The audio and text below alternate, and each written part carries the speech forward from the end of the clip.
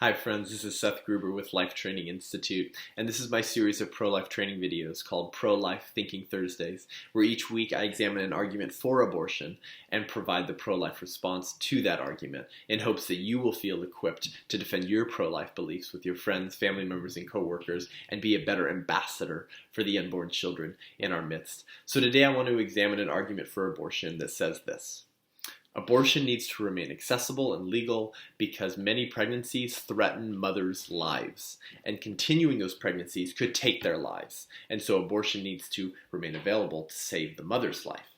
Now, the first thing we need to point out is that abortions that are performed to save the mother's life account for less than 1% of the abortions each year in the United States. Similarly, with cases of rape, as I discussed last week.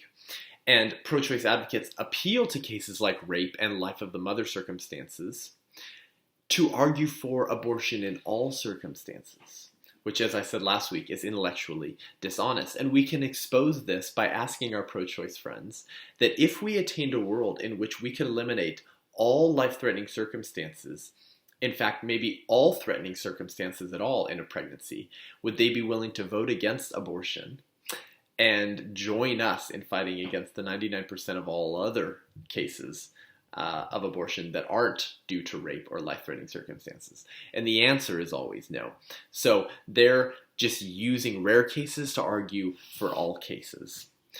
Now, we do know that there are some circumstances in which refraining from doing anything will lead to the death of the mother and the child. There are some life-threatening circumstances, and the most common of these, though rare in and of itself, is called an ectopic pregnancy. And this is where the embryo implants in the fallopian tube rather than completing its journey and implanting on the uterine wall, where the embryo is supposed to implant and continuous growth throughout the course of the pregnancy. When the early embryo implants in the fallopian tube, it will begin to grow. As that unborn child grows, the fallopian tube will eventually burst, and then the unborn child and the mother will both lose their lives. So if we don't do anything, we guarantee two people will die. But if we act to remove the embryo, unfortunately, though that causes his or her death, we're able to save the mother's life. Now, the intent in removing the embryo is very different than the intent in any other abortion. The proper definition of the word abortion is the intentional killing of the human fetus. The intent in removing the embryo because of an ectopic pregnancy is to save the mother, not to kill the child.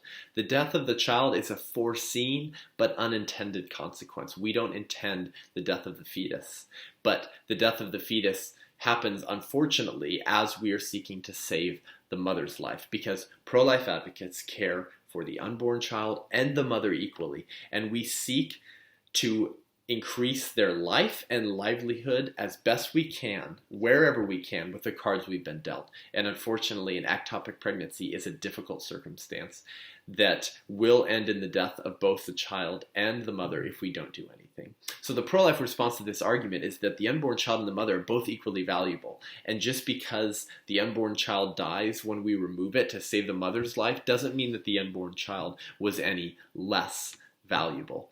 Now, in a world where abortion is made illegal, the pro-life advocate and the pro-life movement maintains that abortions would still be allowed to save the life of the mother, though they would be referred to as something else, because the intent in the case of an ectopic pregnancy is to save the life of the mother, not end the life of the child.